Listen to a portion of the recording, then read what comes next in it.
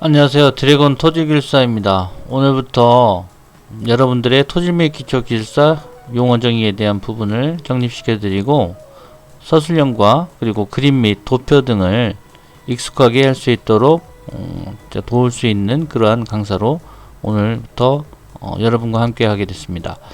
자, 오늘부터 이렇게 이제 용어 정의 먼저 들어가게 되어 있는데요. 항상 기술사 시험은 용어 정의가 먼저 되어 있습니다.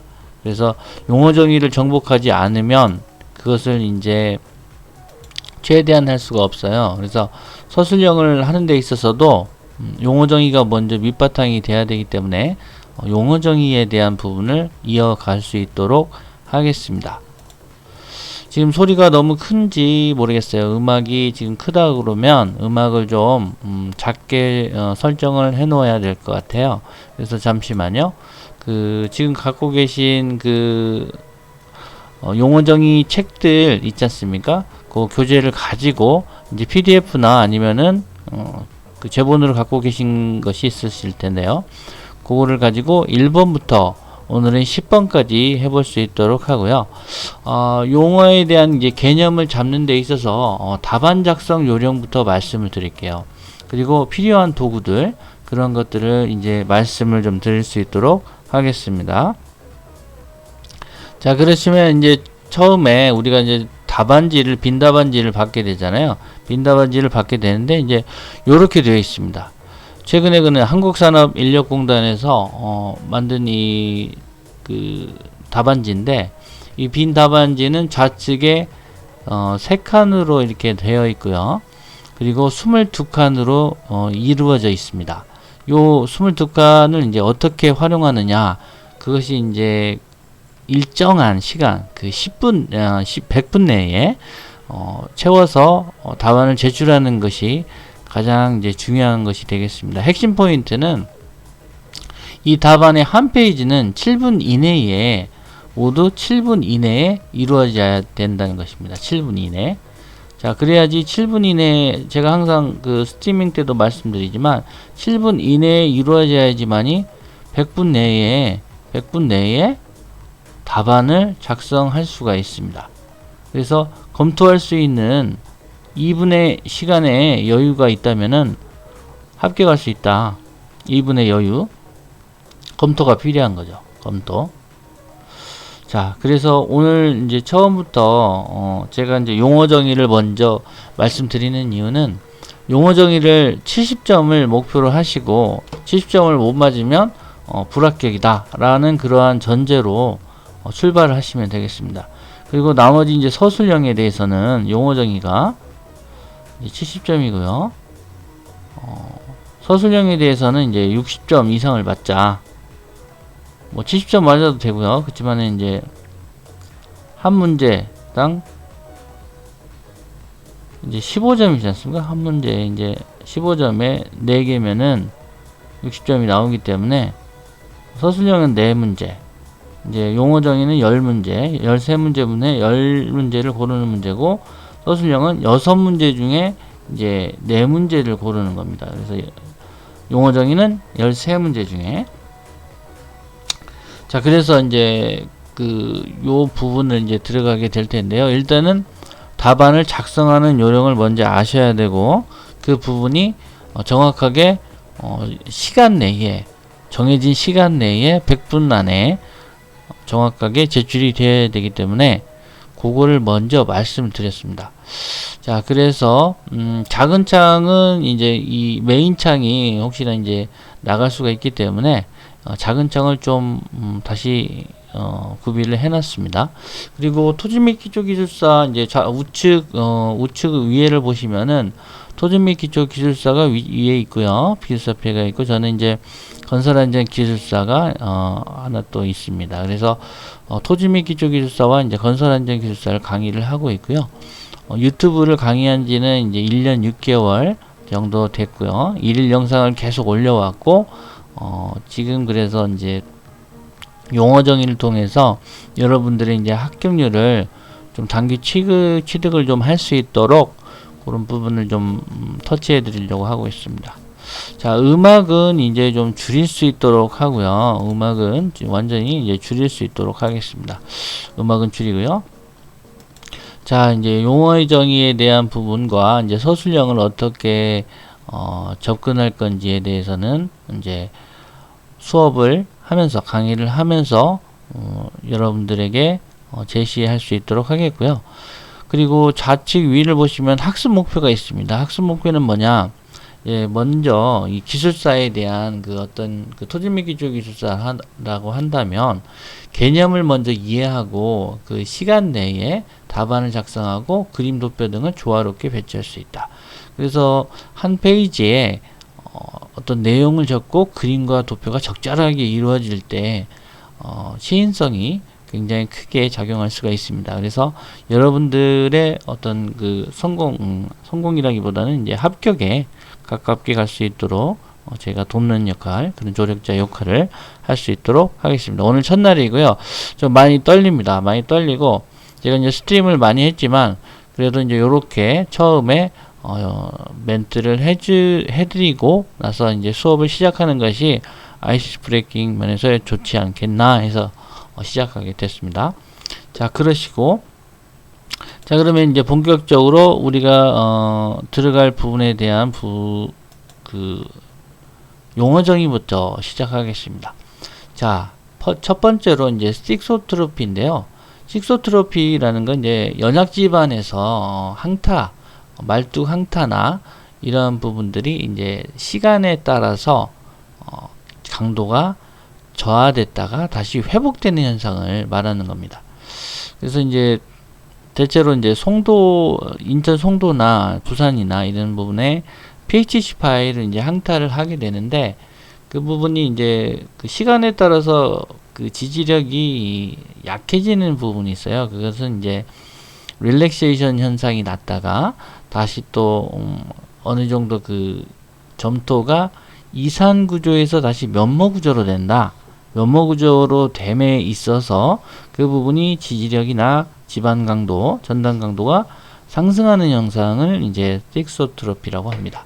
자, 그러면 이제 요거는 이제 연약 지반하고도 연관을 시킬 수가 있고요. 그래서 이제 연약 지반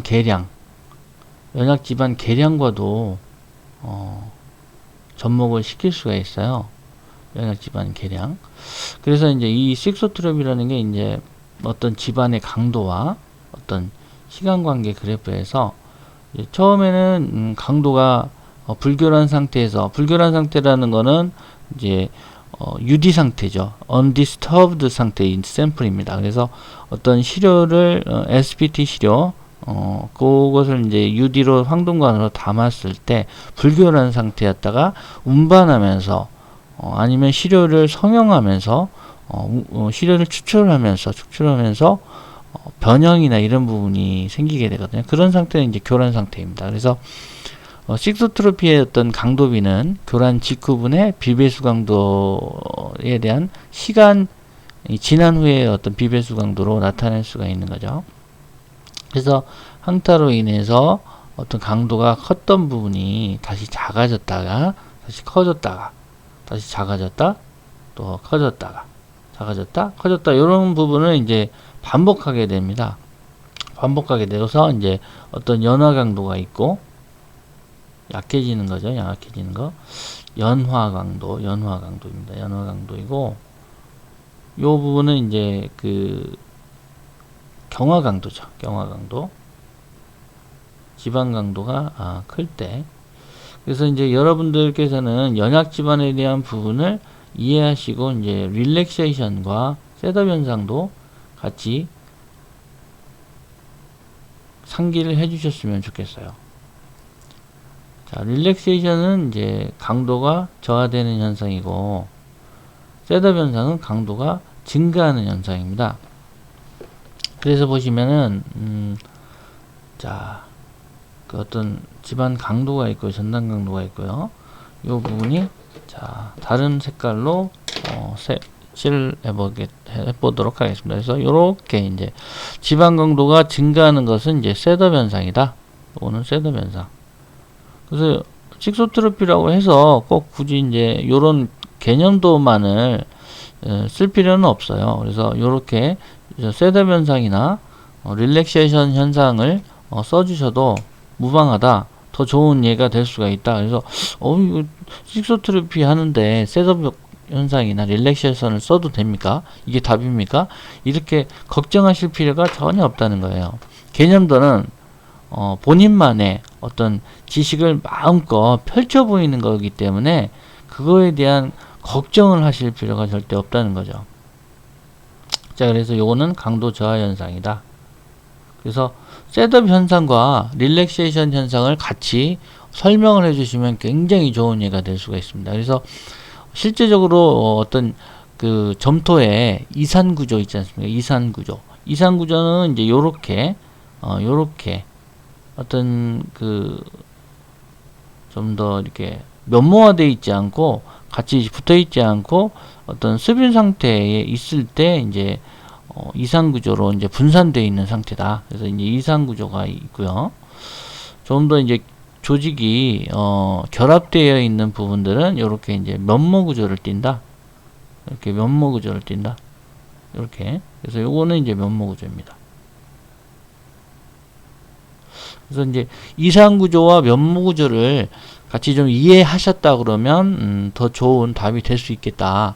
그래서 이제 정확하게 식소트로피에 대한 정의는 정확하게 적어주시는 게 좋아요. 그래서 이제 문제 1번 식소트로피를 적으시고 답, 그 위에 답을 지금 안 써져 있는데요. 답이라고 이렇게 써주시고 이렇게 이제 답에서 가로를 이렇게 쳐주시는 게 좋습니다. 그런 다음에 바로 밑에 1번 정의 이렇게 이제 적어주시면 돼요.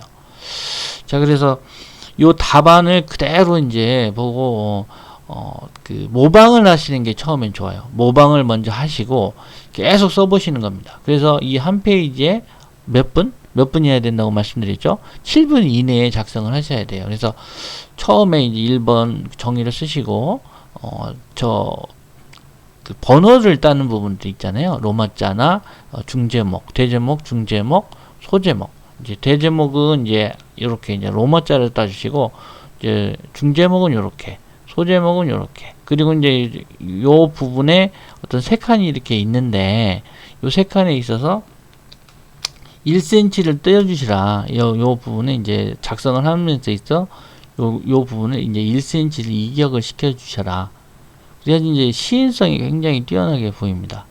그래서 이제 트라디아로 해서 트라디아로 글은 트라디아로 써주시고 그림은 이제 요거는 글이고요. 그림 요런 그림들 있잖아요. 그림들은 이제 스트림으로 제스트림 그 1.0으로 제스트림 1.0을 가지고 이제 그림은 그려주시는 거예요. 그림은 이제 요렇게 제스트림으로 그려주셔라. 그래서 그래야 이제 트라디아로 이제 그려버리면 이게 뭐 번짐 현상이 나타날 수가 있어요. 그래서 왜 글씨는 이 트라디아로 써야 되냐면 이 시인성을 굉장히 돋보이게 합니다. 한번 써보시면 아실 거예요. 그래서 글씨는 트라디아로 꼭 써주시고 이제 도형자를 따로 준비를 하셔야 되는데 도형자는 이제 DIY 도형자라고 해가지고 제가 이제 쓰는 도형자가 있어요. 그 부분은 이제 하면서 다시 한번 설명을 드릴게요. 오늘은 이제 첫날이고 10문제를 함에 있어서 어떤 응용하는 부분들을 이제 천천히 다시 한번 설명을 좀 드리도록 할게요. 그리고 이제 공학용 계산기도 준비를 좀 하셔가지고 혹시나 이제 대부분은 이제 그 계산 문제는 저는 이렇게 터치하진 않아요. 왜냐면은 가다가 틀리거나 중간에 문제가 있으면 그 문제가 다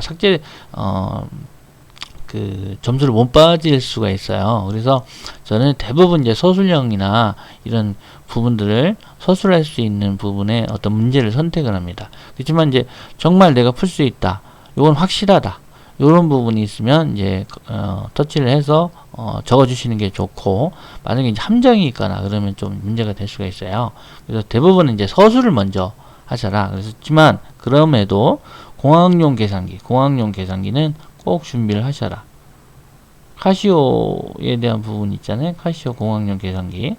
이건 그래도 구비해서 가실 수 있도록. 그래서 뭐 유선망을 이렇게 한다거나 유량을 개선한다 이런 것이 나올 수도 있거든요. 그런 부분은 이제 그때는 이제 풀어주시면 되겠고요.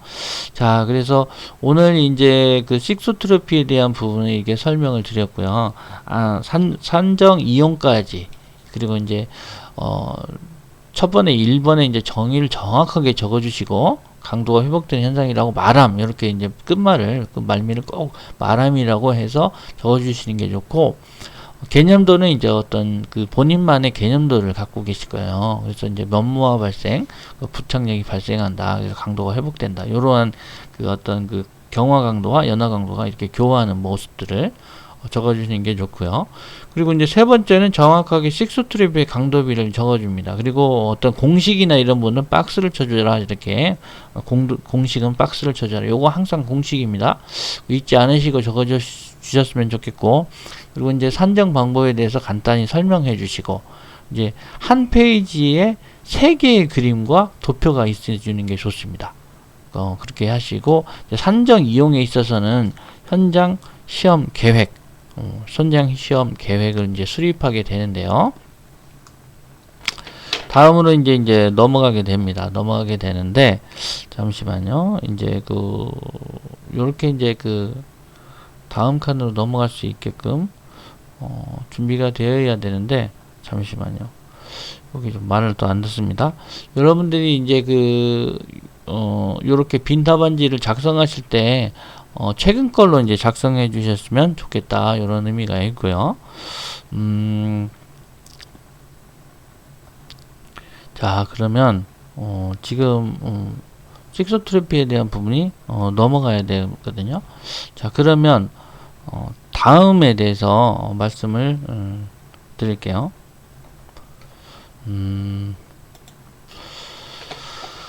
잠시만 기다리시면 다음 칸으로 이제 넘어갈 수 있도록 할게요. 이제 식소트로피는 이제 우리가 많이 현장에서 시험장에서 많이 사용하는 그런 내용들이거든요. 그래서 이제 점을 찍으면 이제 넘어가네요. 점을 찍으면 자 보시면 이제 넘어갑니다. 그래서 점토 지반 설치 말뚝은 시간에 따라 결정되고 재할 시험 시간이고 계량 후 확인 시험 시간 이런 것들을 이제 결정할 수가 있다. 그래서 요건 살짝 오른쪽으로 빼겠습니다. 공간이 약간 작아서 요거는 이제 좀 이렇게 옮겨주고요. 이렇게 옮겨주고 되도록이면 이제 3분법으로 해서 이 화면을 이용하려고 하거든요. 그래서 이제 점토 지반 계량 후 원지반 강도 산정, 계량 전 원지반 강도는 이제 불결한 상태죠.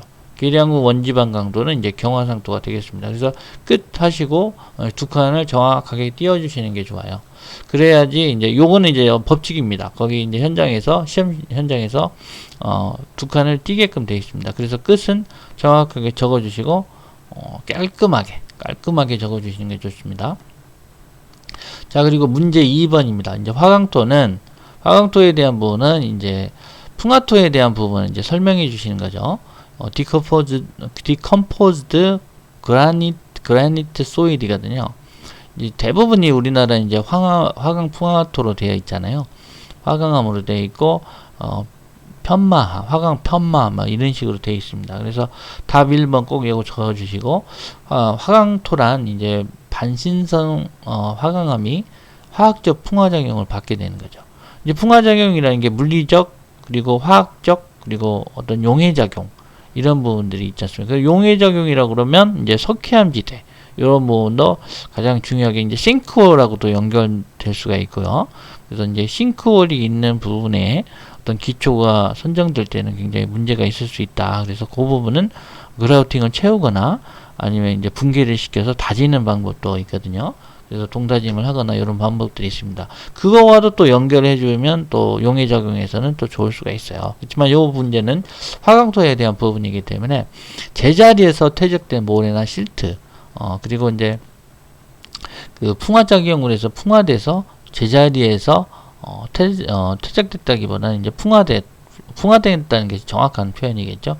그 자리에서 그대로 모함의 성질을 그대로 갖고 있습니다. 그래서 우리가 이제 외울 때 뭐 온도, 그리고 다습 조건, 그다음에 모함의 크기, 뭐 성질, 그런 것들, 그다음에 뭐가 나 있다. 요런 것들이 이제 크게 어떤 화강토의 성질이 되겠습니다. 그래서 화강토의 형성 메커니즘을 먼저 이렇게 적어 주시고 그림도 깔끔하게 적어 주시는 게 좋겠어요. 그래서 반신성 화강암 20m의 어떤 심도에 있어서 신성 화강암과 구분해 주시고, 이제 실트나 모래로 되어 있고, 뭐 장석도 있겠죠. 장석, 실트 모래로 되어 있지만 장석은 이제 펠드스파라고 해가지고 어떤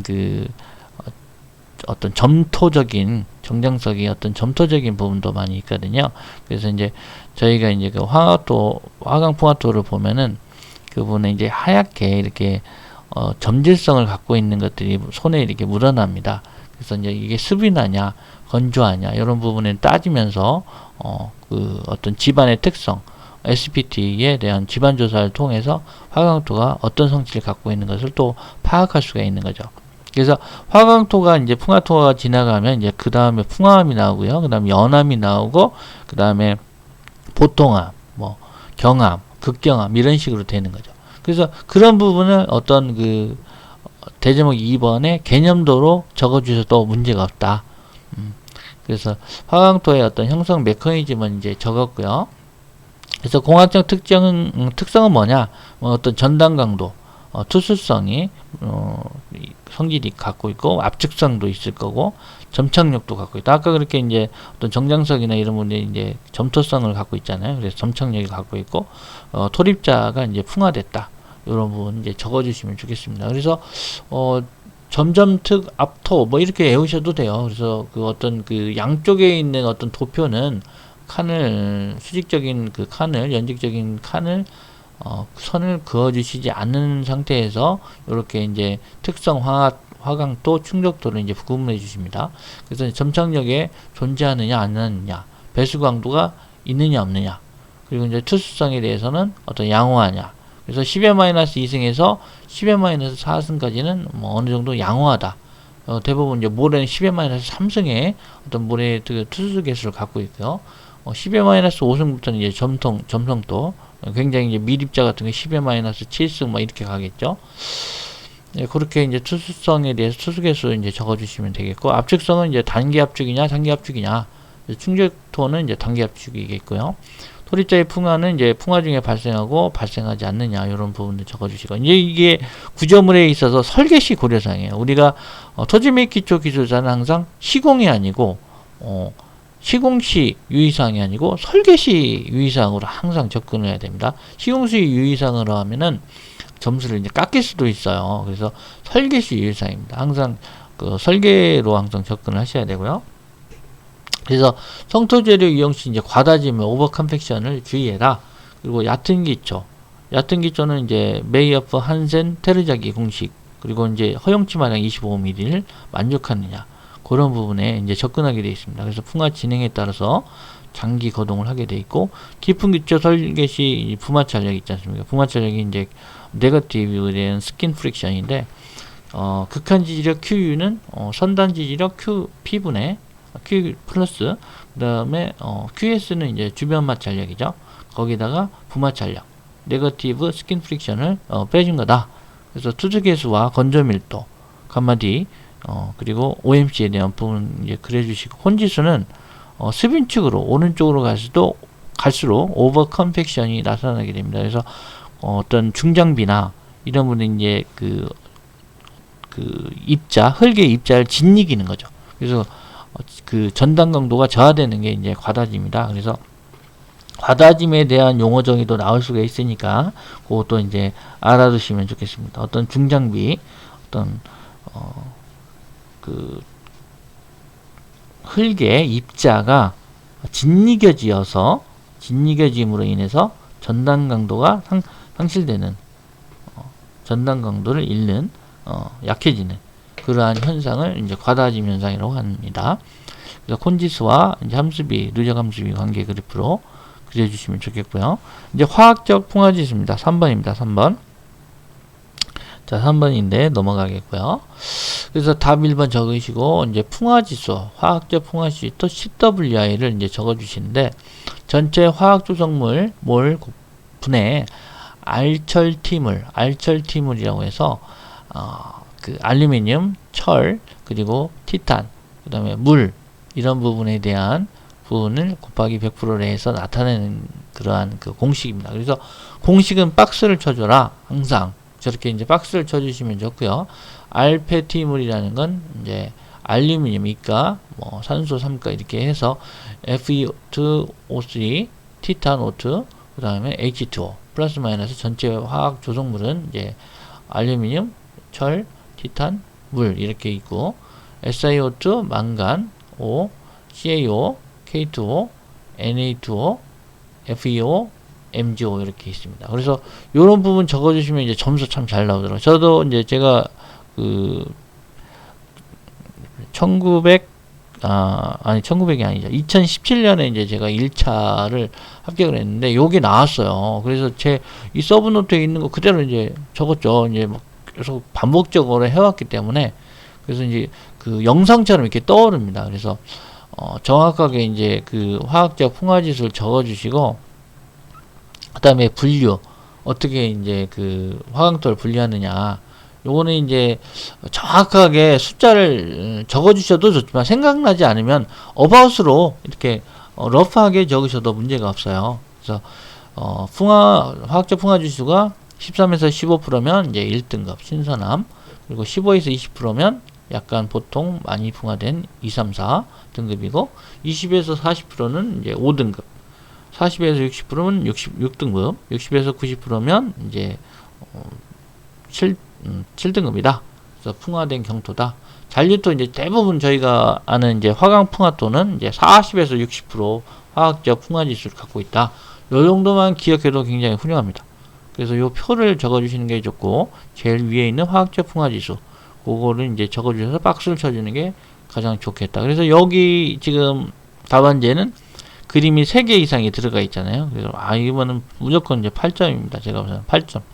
그래서 이제 심도와의 관계는 뭐냐? 10m 이내에는 화학적 풍화 지수가 20% 이상이다. 우리나라의 경우에. 그래서 40%는 20에서 40%는 이제 풍화 잔류토다. 그렇게 이제 이해하시면 될 것 같아요. 20에서 40%는 이제 완전 풍화된 암이고 5등급이네요. 그죠? 그래서 이용 방안은 뭐냐? 우리나라의 적합한 풍화 기준 그런 것들을 이제 정립하고 안정 처리 방법을 이제 좀 정립할 수가 있다. 그래서 제일 우측 밑에 있는 요 화학적 풍화 지수와 심도와의 관계 그래프를 잘 기억해 놓으셨다가 시험장에서 적어주시면 아주 훌륭한 답안이 될 것이라고 생각합니다. 자, 그리고 이제 4번입니다. 해성점토. 이제 요거는 이제 고요한 바다에서 운반돼서 응집 침강된 그런 균질한 점토잖아요. 그래서 1번 정의를 적어주시고, 형성 과정에 있어서는 이제 화학적 풍화 작용이 있고, 점토 광물이 생성되고, 동형지환이 Mg가나 알루미늄 성가, 요렇게 해서 이제 그 어떤 그 부분을 이제 연자와 원자 사이에 치환되는 부분들이 있잖아요. 요것도 이제 동형치환도 용어 정의로 나올 수가 있으니 준비를 해주시는 것도 좋을 것 같습니다. 동형치환. 그래서 이제 유수로 인해서 이제 운반되고 고요한 바다에 도달하면 응집 침강을 하게 된다. 그래서 퇴적 후에 형성된다. 그래서 공학적인 특징과 특성과 이제 비교를 적어주시는 거예요. 전투압. 이렇게 이제 전투압으로 전단 강도, 그 다음에 투수성, 압축성으로 이제 적어주시는 거죠. 그래서 해성점토와 정기 안밀점토와의 관계를 이렇게 이제 적어주시는 것이 좋겠습니다. 그래서 해성점토는 이제 그대로 이렇게 쌓였기 때문에 굉장히 그 정기 안밀점토보다는 어떤 그 시간적인 부분이 좀 덜 안밀되어 있기 때문에 이 CU라는 그 전단 강도가 좀 작죠. 그래서 정기 안밀점토는 좀 크고요. 이제 과안밀점토는 더 크겠죠, 그죠? 그리고 이제 해성점토는 면모 구조나 이제 간극비가 커서 투수성이 크고요. 그리고 이제 정기 안밀점토는 이상 구조로 되어 있다. 이상 구조로 되어 있고, 왜냐면 이제 다짐에서도 면모 구조와 이상 구조로 나눠지잖아요. 그러면 이제 다짐 같은 경우도 이렇게 되어 있습니다. 다짐에도 이제 간마디 건조 밀도가 있고, 어떤 이제 함수비가 있으면 요렇게 이제 그 다짐 곡선이 나와지는데, 수윤팽포 요렇게 요쪽이 이제 수화, 요건 이제 윤활,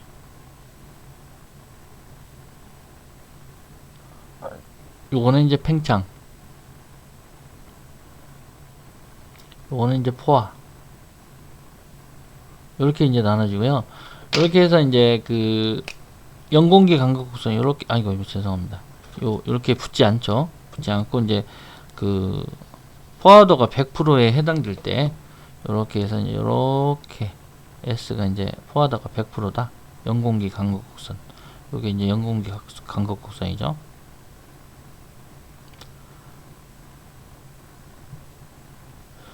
그래서 이제 요거에 이제 가까워질수록 이제 그 S가 이제 90%냐 80%냐 이렇게 이제 나눠지게 되거든요. S가 80%냐 이렇게 해서 이제 영공기 간격 곡선이 존재하게 됩니다. 자, 요런 것도 이제 적어줘도 크게 문제 없다. 뭐 문제 될 거 있습니까? 그래서 면모 구조와 이제 그 이상 구조를 설명함에 있어서 요 이제 OMC 감마 Dmax와 요게 이제 감마 Dmax죠. 여기가 다짐을 하면 이제 최대 건조 밀도가 나오고, 여기 이제 OMC가 여기에 존재하죠. 옵티멈 모이스처 컨텐트, 그러니까 최적 함수비란 뜻이죠. 최적 함수비. 그래서 이제 요 점을 찾아내는 게 가장 중요하잖아요. 다짐에서는. 그래서 D 다짐을 하느냐, A 다짐을 하느냐. A 다짐은 좀 작은 거고요. D 다짐이 좀 큰 거고요. 그죠? 그래서 이제 요걸 왜 말씀드렸냐면, 이제 이쪽으로 해서 요쪽은 이제 면모구조, 요쪽은 이상구조거든요. 요게 이제 면모구조.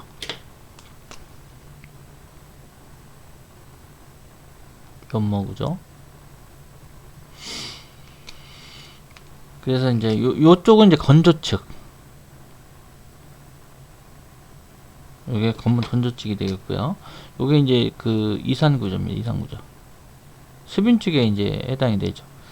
그래서 아까도 이제 그 이쪽 부분에 있어서 이제 그 과다짐이 난다고 그랬잖아요. 다짐을 막 해서 너무 많이 다지면 이제 이쪽 부분이 이제 수빈축으로 돼서 강도가 저하되는 그러한 현상이 나타날 수가 있다. 그래서 적절히 이제 그 다짐 횟수도 관리하고 그런 부분들은 이제 그 시공 속도, 다짐 그 횟수나 속도도 관리가 되어야 된다, 이런 내용입니다. 그런 것도 적어주시는 것도 좋죠. 그래서 해성점토와 전기화물점토를 나눴고요. 그리고 이제 자연 상태에서 쌓였냐, 점토냐, 압축성이 크죠, 아무래도. 그리고 퇴적대에서 압멸되는 경우는 이제 전기화물점토. 해성점토보다는 이제 압축성이 좀 작겠죠. 이상구조고 좀 더 다져져 있다, 더 압밀돼 있다. 다져져 있다기보다는 압밀돼 있기 때문에 좀 더 압축성이 적다. 그래서 집안 계량시 이제 고려사항, 요거는 이제 그냥 글씨를 썼네요, 그죠? 그렇지만 이제 요렇게 이제 그 어떤 그 원을 이런 식으로 그려가지고 답안 작성하실 때 요게 이제 1번, 요게 2번, 요게 3번, 이런 식으로 1번, 2번, 3번 이렇게 적어주시는 게 좋아요. 그러면 이제 시인성이 있는 어떤 그림으로, 항상 그 답안지는 그림으로 해서 나타내 주시는 게 좋겠다. 그래서 이제 고려사항을 보시면 이제 집안계량 설계시 집안계량 설계시 고려사항이라고 하셔도 됩니다. 그래서 어떤 그 장비주행성 및 전도를 주의해야 되고, 해수 영향에 따른 심층 혼합 계량제 열화 현상이나 몬모릴로나이트의 함유량이 많은 경우 계량 후 이제 팽창될 수가 있다. 그래서 몬모릴로나이트에 대한 함유량이 얼마나 들어가 있느냐, 이것도 판단을 해줘야 된다. 이렇게 이제 적어주시면 좋겠습니다. 자, 그리고 이제 5번이고요. 이암의 슬레이킹 발생 기구예요. 이제 메커니즘에 있어서 이암의 슬레이킹이라는 것이 입자 간의 결합력이 적은 이제 건조된 미고결 이암입니다. 그래서 건조된 이암이 물을 이제 흡수하게 되면 액체 상태가 되고 입자 간의 이제 결합력이 부족하게 되겠죠. 그래서 갑자기 붕괴가 된다는 현상이에요. 그래서 이제 포항 지역에 이암이 많지 않습니까? 그래서 이 부분에 있어서 이제 PHC 파일을 항타해서 그 집안에 대한 어떤 그 선단부를 갖게 될 때는 이 이암에 대한 부분의 검토를 상당히 잘 해주셔야 된다. 그래서 릴렉세이션과 셋업 현상에 대해서도 이제 아까 말씀드린 것 같이 이거는 이제 이암은 릴렉세이션이 될 수가 있어요. 물을 닿으면 약간 이제 얘가 이제 곤죽이 되는 그런 상태가 될 수가 있습니다. 그래서 굉장히 기초를 선정할 때 굉장히 기초나 어떤 그 깊은 기초 선정할 때 유의를 해야 된다. 이 내용입니다. 그리고 그 이암의 슬래깅 발생 메커니즘은 이제 그 사면에 대한 부분, 건조로 인한 균열 발생 부분, 액체, 소성, 방고체, 고체 상태 이제 최적 감소로 균열이 발생한다. 여러분도 같이 적어주시면 좋은 답안이 될 것 같고요. 우기 시에는 이제 수분을 흡수하게 되면 이제 팽창이 일어납니다. 그래서 최적과 함수비 관계 그래프에서 수축 관계, 소성 관계, 액성 관계 이렇게 그려주시고 고체, 방고체, 소성 상태, 액성 상태, 액체 상태 요 부분에 대한 그림 그려주시면 굉장히 좋겠습니다. 그리고 이제 결합력 부족으로 붕괴가 되는데 지포면과 붕괴 사면, 붕괴되어서 이제 쌓인 토사 이런 분도 그려주시면 좋겠고 이제 문제점이 뭐냐? 그러면 이제 사면 침식, 사면 붕괴가 일어날 수 있고 그에 대한 대책을 적어주시면 좋죠. 이제 여러분들께서 현장에서 경험하신 그러한 대책을 적어주셔도 좋고요. 그러한 문제점을 적어주시는 게 가장 좋아요. 그래서 어느 도로공사 현장에서 이런 부분에 사면 침식이나 붕괴가 있었다. 그래서 우리는 사면 구배를 완화시켜줬고 쇼크리트 타설을 해줬고 배수공 설치해줬고 그리고 블록 시공을 해줬고 락 앵커를 설치를 해줬다. 이렇게 이제 적어주시면 굉장히 훌륭한 답이 되고 고득점을 받을 수가 있는 그러한 계기가 될 수 있을 것 같습니다. 자, 그리고 이제 6번입니다. 평형함수입니다. Equilibrium Water Content입니다. 그래서 답 정의를 적어주시고 이제 1cm를 약간 이격시켜 주는 거예요. 그 가로 이제 반절 열린 가로 옆으로 1cm를 이격시켜 준다. 그래서 이제 평형함수이라는 것이 이제 어떤 지하수위 변동이 없는 상태에서 모관압에 의해서 모관수 이동이 없는 상태. 이제 더 이상 물을 빨아들일 수 없는 그러한 상태 이제 평형함수라고 하거든요. 그래서 이제 조립토와 세립토에 대한 부분도 구별해 주시면 좀 좋겠고요. 그래서 세립토의 공학적 특성 파악에 이용된다. 이렇게 이제 적어 주시면 아주 좋을 것 같습니다. 자, 그래서 이제 평형함수비 산정 방법이고요. 모관압이 작용하고 모관 상승구가 측정하고 감소된 물무게로 함수비를 산정할 수 있다. 그래서 평형함수비 곡선 분포도 이렇게 그려주시는 게 좋습니다. 그 좌측에는 이제 모관압이 있고요.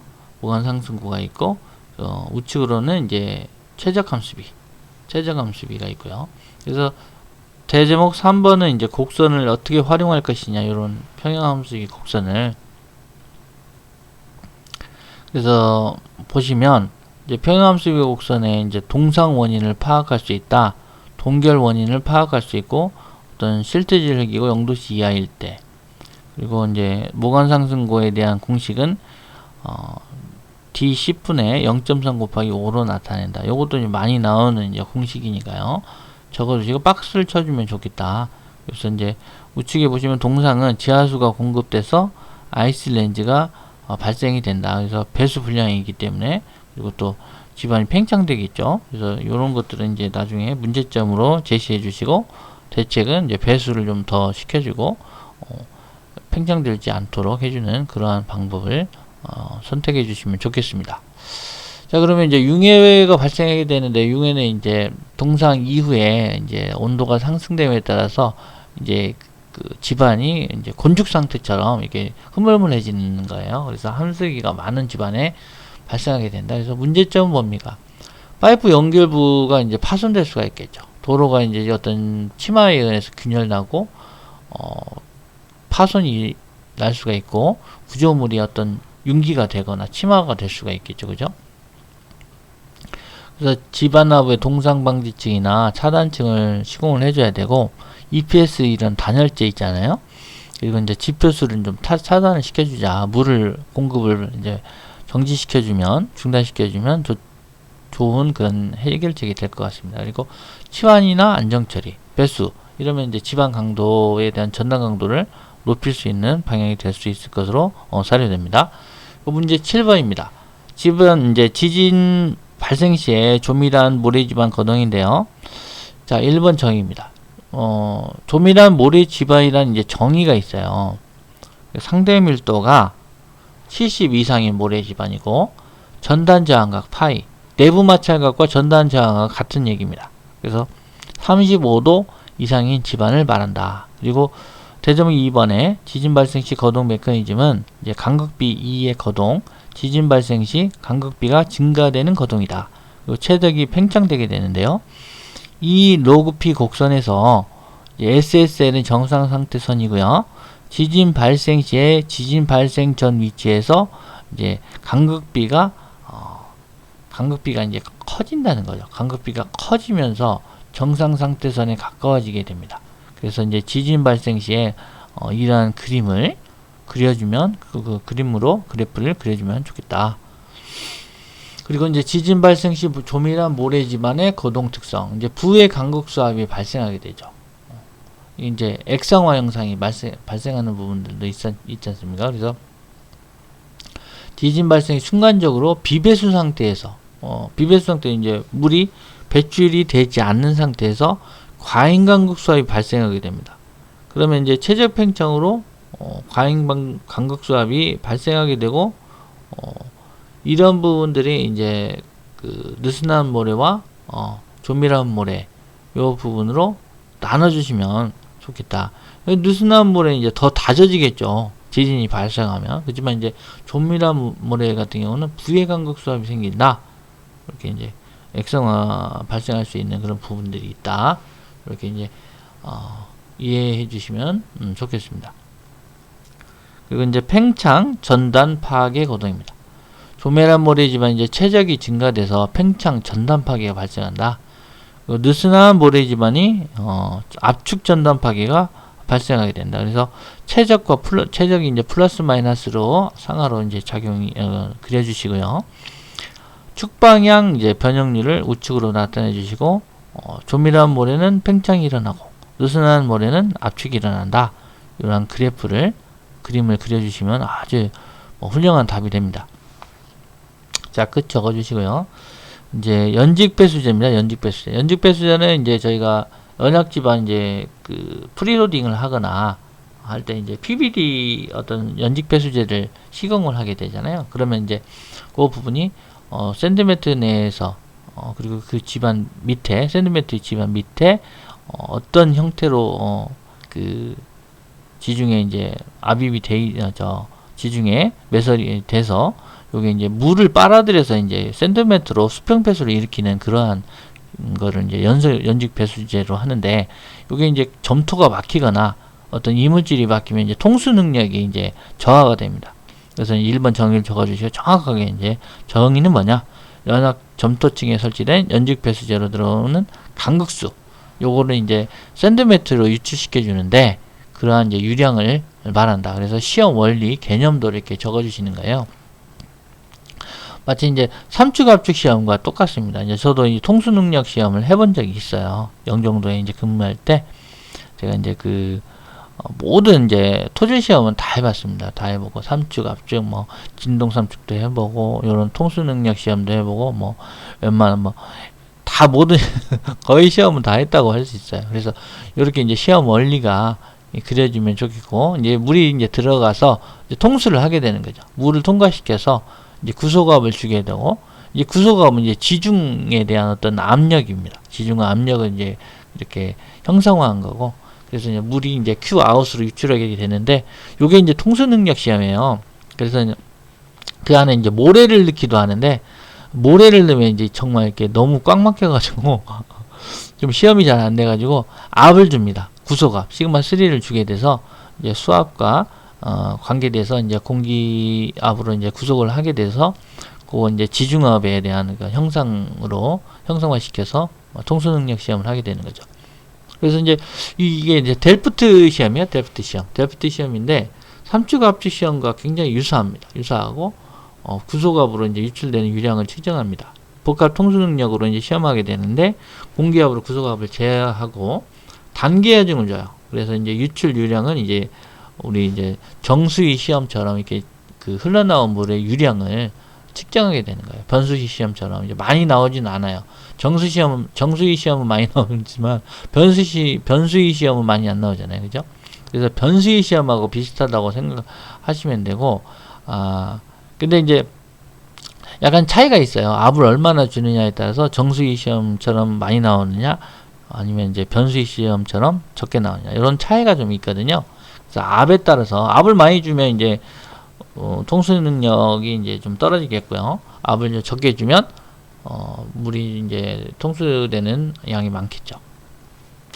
그런 내용입니다. 그래서 대제목 4번에 이제 영향 요인이 또 중요해요. 그래서 외적 요인과 내적 요인을 나눠주시고, 집안 치갑 시그마 3 배수제 이제 변형이 일어나고, 지중 온도나 공기 기포가 있으면 또 많이 통수 능력이 어렵다고 합니다. 세입자 이동, 이제 세입자가 막히면 안 돼. 클로깅 현상이 발생하잖아요. 클로깅 현상. 그래서 클로깅 현상으로도 그 어떤 정의가 나올 수도 있어요. 그러면 이제 연직 배수제에 대한 개념으로 접근하시면 아주 훌륭한 또 답이 될 수 있겠죠. 그래서 이제 데프트의 시험으로 이렇게 한다. 그래서 개념을 이제 데프트 시험 이렇게 연직 배수제 통수 능력 시험으로 해도 굉장히 좋은 답이 될 수가 있어요. 그래서 클로깅 현상이다. 이게 이제 막힘 현상이잖아요. 막힘 현상. 클로깅 막힘. 막힘 현상이다. 요것도 용어 정의가 나올 수 있기 때문에 통수 능력 시험과 같이 결부해서 공부를 해 놓으시면 좋겠다. 이런 내용입니다. 자, 그리고 이제 내적 요인으로는 배수제 재질이 어떠냐, 통수 단면적이 크냐 작냐, 배수제 길이가 또 기냐 짧냐, 배수제 간격이 넓냐 좁냐, 요거에 따라서 또 많이 좌우를 합니다. 자, 그리고 이제 통수 능력 활용 방안은 강성이 큰 연직 배수제를 선정하고요, 배수 간격을 결정하게 되고, 통수 단면적이 큰 그런 연직 배수제를 선정하는 것이 좋겠다. 그러한 내용입니다. 이제 9번에 이제 안정수입니다. stability number입니다. 안정수라는 것은 이제 사면 안정에서 이제 사면 평가를 하게 되는데, 여기 사면 안전율과 단위 중량, 흙에 다녔던 단위 중량과 점착 강도, 사면고, 이런 거와 이제 관계에 대해서 안정수를 이제 측정하게 되는 거죠. 선정하게 되는 거죠. 그래서 안정수 NS는 FSA 분의 감마 H 분의 CU 전단 강도, 비배수 강도, 그 다음에 안전율 FSA 허용 안전율이죠. 그리고 감마는 이제 단위 중량, 사면 높이 H, 이렇게 해서 나타내고, 산정 방법에 있어서 이제 성토를 이렇게 그려주시고요. 사면 높이와 감마 T, 그리고 전단 능력, 활동 파괴에 일어나는 부분의 어떤 그림을 그려주시면 좋겠어요.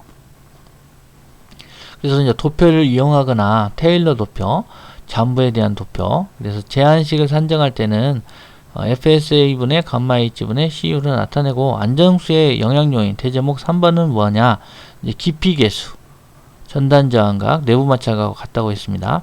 그리고 알파는 이제 사면 경사각, 그리고 H는 사면고, 그리고 흙의 이제 어떤 단위 중량, 사면의 흙의 단위 중량은 이제 관계되어 있다.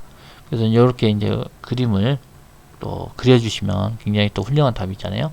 그래서 말씀드렸지만 이렇게 그 그림이나 표가 3개 이상이면 아주 훌륭한 답이고, 이거는 8점입니다. 8점. 이런 것들은.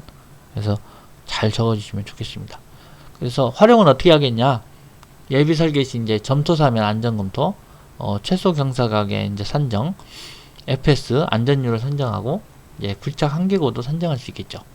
그래서 박스 이렇게 이제 HC 그 한계 굴착고에 대해서 그 공식을 좀 적어주시고, 수동토합계수, 안전계수는 안정수의 1이다. 안정수분의 1이다. 이런 공식도 박스로 좀 찾아주시면 좋겠어요. 그리고 마지막으로 이제 오늘 마지막 강의 이제 10번입니다. 사면 침식, 슬로프 이로전. 답 1번 정의 적어주시고요. 사면 침식이라는 건 뭡니까? 이제 사면에 이제 어떤 자연적인 충격, 우수, 바람, 융설, 이런 거에 대한 충격, 우수, 지하수 유출, 이런 물의 흐름이 있겠죠. 그러면 이제 외적인 요인으로 인해서 사면이 유실되는 거예요. 자꾸 깎이는 거죠. 쇄골이라는 거. 침식과 쇄골은 이제 비슷한 그런 의미가 있습니다. 이제 교량에서 쇄골이 많이 있죠. 교량에서 어떤 물이 이제 굉장히 가속 이제 그 유속이 빠른 곳에서 교량의 어떤 그 하부에 그 교각 밑에 기초에 굉장히 많이 와류가 생기면서 에디플로우라고 하죠. 에디플로우가 많이 생기면서 이제 깎이고 되면 그 부분이 이제 그 전도될 수도 있는 그런 문제가 생깁니다. 그래서 그런 부분을 이제 트리포드나 어떤 그런 어떤 그 집안을 기초를 안정화시켜 줄 수 있는 것들을 해야 되겠죠. 그래서 이제 사면침식으로 다시 가면요.